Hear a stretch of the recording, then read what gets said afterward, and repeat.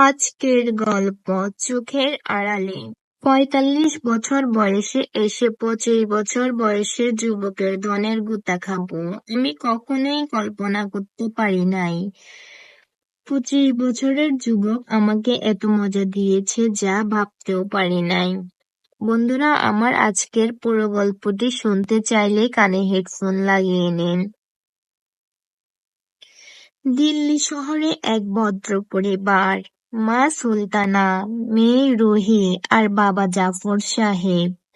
সুলতানা একজন গৃহিণী, তার বয়স ৪৫ ছুঁই ছুঁই, কিন্তু রূপ, সৌন্দর্য আর ব্যক্তিত্বে এখনো নজর কাড়া। তিনি যার নজরে পড়ে তার নজর কেড়ে নেয়। মেয়ে রুহি সদ্য অনার্স শেষ করেছে, আধুনিক চিন্তাধারা আর আত্মবিশ্বাসে ভরপুর। তার চেহারাও মায়েরই মতো, রূপে লাবণ্য এক আত্মবিশ্বাসী মেয়ে। জাফর সাহেব ব্যস্ত মানুষ, ব্যবসার কাজে প্রায় শহরের বাইরে থাকতে হয়। দিনের পর দিন না থাকার কারণে সংসারে এক ধরনের ফাঁকা অনুভূতি থাকে। সুলতানা অনেকটা নিঃসঙ্গ সময় কাটায়, শূন্যতার সঙ্গে যেন তার সময়গুলো কাটাতে হয় তাকে। যেই শূন্যতার কারণেই আজ এই গল্পের অনুশোচনা তৈরি হয়। রুহির সাথে পরিচয় হয় এক তরুণ আদিত্যের। দেখতে স্মার্ট, কথায় বার্তায় চটপটে, শহরে নতুন এসেছে চাকরির খোঁজে। রুহির সাথে পরিচয় হয় লাইব্রেরিতে, তারপর ধীরে ধীরে প্রেম, ভালোবাসা, আবেগ অনুভূতি জন্মায় তাদের মাঝে। তাদের প্রেম ভালোবাসা বাড়তে থাকে, একজনের আরেকজনের প্রতি আকৃষ্ট বাড়তে থাকে। রুহি একদিন আদিত্যকে তার বাড়িতে নিয়ে আসে। মা সুলতানা আদিত্যকে দেখেই প্রথমে কিছুটা চমকে ওঠে। আদিত্যকে দেখে মা যেন তার চোখ সরাতেই পারছিল না, যেন কোথাও আগে দেখেছে আদিত্যকে।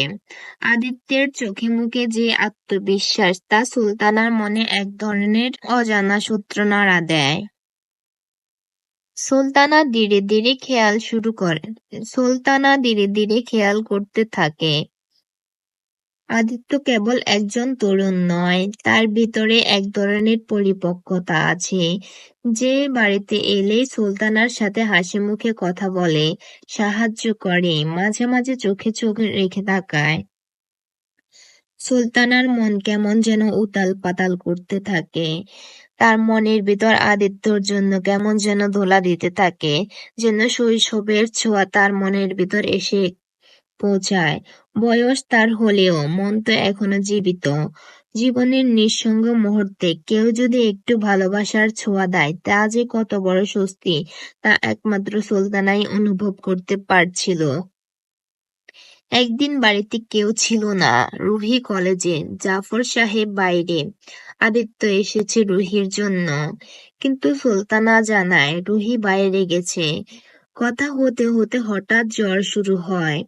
প্রচুর বৃষ্টিপাত হতে থাকে, বিদ্যুৎ চমকায়, তার মাঝে বিদ্যুৎ চলে যায়। অন্ধকার ঘরে হঠাৎ এক মুহূর্ত একে অপরের খুব কাছে চলে আসে তারা। প্রথম স্পর্শ, প্রথম গোপন চুম্বন। তারপর সেই রাতে দুজনেই আলাদা ঘরে গেলেও কিছু একটা বদলে যায়। এরপর শুরু হয় গোপন পরকীয়া, গোপন প্রেম, ভালোবাসা, আরো কত কিছু। রুহির অজান্তেই তার মা প্রেমিকের সঙ্গে সম্পর্ক গড়ে তোলে। প্রতিবার আদিত্য বাড়িতে এলে একটা লুকানো চোখের ইশারা, চুপি চুপি দেখা করা, সুযোগ পেলেই একান্ত সময় কাটানো তাদের যেন একটা অভ্যাসে পরিণত হয়ে গেছে। সুলতানার মনে এক ধরনের অপরাধ বোধ জন্মায়, কিন্তু একা জীবনের দীর্ঘশ্বাস আর আদিত্যের সাহচর্য তাকে আসক্ত করে তোলে। রুহির মনেও একসময় সন্দেহ জাগে। আদিত্য অনেক সময় তার মার সম্পর্কে অপ্রয়োজনীয় প্রশ্ন করে, যেটা তার কখনোই করা উচিত নয়। মা যেন অকারণেই হাসে তার সামনে। একদিন সে মায়ের ঘরে আদিত্যের হাত গড়ি দেখে চমকে ওঠে। তা থেকেই তার মনে সন্দেহ বাড়তে থাকে। রুহি অনুসন্ধান শুরু করে। ফোনের কল লিস্ট, বার্তার টুকরো, মায়ের আচরণ সবকিছুই তাকে ইঙ্গিত দেয় কিছু একটা চলছে, যা তার চোখের আড়ালে। রুহি একদিন হঠাৎ আদিত্যকে মায়ের ঘরে দেখে ফেলে। মুখোমুখি হয় সেই নিষিদ্ধ ভালোবাসার। বিস্ফোরণ ঘটে, কান্না, চিৎকার, অভিযোগ, অপমান। রুহি তা কখনোই ভাবতে পারেনি তার ভালোবাসার মানুষগুলো তাকে এইভাবে ধোঁকা দিবে, তার সাথে এত বড় বেইমানি করবে। তার মা আর তার ভালোবাসার মানুষের প্রতি বিশ্বাস উঠে যায় তার। সুলতানা ভেঙে পড়ে, স্বীকার করে সবকিছু। রুহির চোখে ভর করে ঘৃণা আর বিশ্বাসঘাতকতার ছায়া। মা হয়ে মেয়ের সাথে বিশ্বাসঘাতকতা করা, সেটা রুহি মেনে নিতে পারেনি। জাফর সাহেব ঘটনাটি জেনে ফেলে। পরিবারে ভয়ানক ভাঙন ধরে। তারপর জাফর সাহেব সুলতানাকে অনেক মারধর করে। সুলতানাকে তার আর রুহির জীবন থেকে আলাদা করে দেয়। এর মাঝে আদিত্য পালিয়ে যায়। সুলতানাকে ত্যাগ করে স্বামী আর মেয়ে কথা বলা বন্ধ করে দেয়। একসময় রুহি নিজের পথ খুঁজে নেয়, ঢাকায় চলে যায় চাকরি নিয়ে। সুলতানা একা থেকে যায় পুরনো বাড়িতে, অতৃপ্ত প্রেম আর অনুশোচনায় ভরা এক জীবনের স্মৃতি নিয়ে। যে জীবনের কোনো মূল্য নেই, যে জীবন শূন্য ও একাকার হয়ে থাকে সব সময়। হঠাৎ একদিন রুহি আর তার বাবা সিদ্ধান্ত নিল, তার মাকে এভাবে ছেড়ে দিলে হবে না। তার সাথে যত বড় বিশ্বাসঘাতকতা করেছে তার মা কখনোই তার ক্ষমা পাবে না। তারপর রুহি আর রুহির বাবা সেই পুরনো বাড়িতে আবার ফিরে এলো সুলতানার উপর প্রতিশোধ নেওয়ার জন্য। তাদের দুজনকে দেখে সুলতানা খুশি হয়ে গেল। সে ভাবল, হয়তো তারা তার ভুলগুলো ক্ষমা করে তার সাথে আবার আগের মতো করে থাকতে এসেছে। কিন্তু সে কখনোই কল্পনা করতে পারেনি তার জীবনের কঠিন এবং ভয়াবহ সময় এসে গেছে। রুহি আর রুহির বাবা প্রথমে সুলতানার সাথে খুবই ভালো ব্যবহার করলো, ভালোভাবে মিশলো, তাকে হাসি খুশি দিয়ে ভালো রাখার চেষ্টা করলো। সুলতানাকে তারা আগে ফাঁদে ফেললো। তারপর হঠাৎ একদিন ঘরের ভিতরে সুলতানাকে আটকে রেখে তালা বন্ধ করে দিল। সুলতানার মনে কিছু একটা অনুভব হলো। তার মনের ভিতর ভয় জাগতে শুরু করলো। তারপর সে রুহি আর তার বাবার কাছে কান্না করতে লাগলো।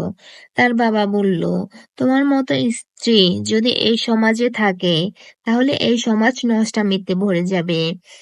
তুমি এই পৃথিবীতে বেঁচে থাকলে এই পৃথিবী পাপে ভরে যাবে। তাই তোমার কোনো অধিকার নেই এই পৃথিবীতে বেঁচে থাকার। তারপর রুহি বলল, মা হয়ে তুমি আমার জীবনে সব থেকে বড় ক্ষতিটা করেছ। তোমাকে মা বললে মাদেরকে কলঙ্কিত করা হবে। তুমি মা নামের কলঙ্ক। মা ডাক শোনার তোমার কোনো যোগ্যতাই নেই। তুমি আমার জীবন থেকে আমার সকল স্বপ্ন কেড়ে নিয়ে আমাকে পুরো নিঃসঙ্গ করে দিয়েছ। আজ তোমার পাপের প্রায়শ্চিত্ত তোমাকে পেতেই হবে।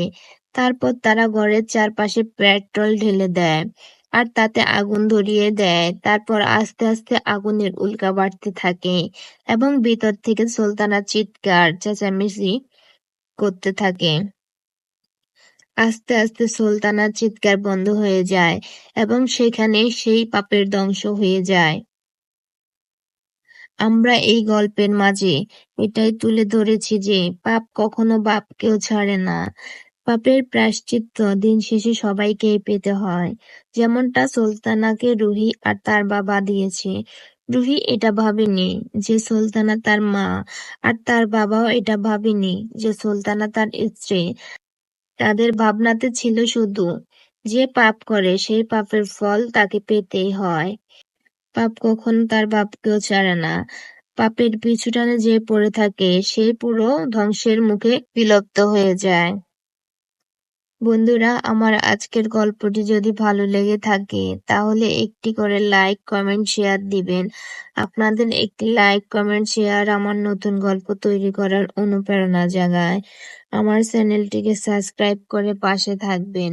ধন্যবাদ।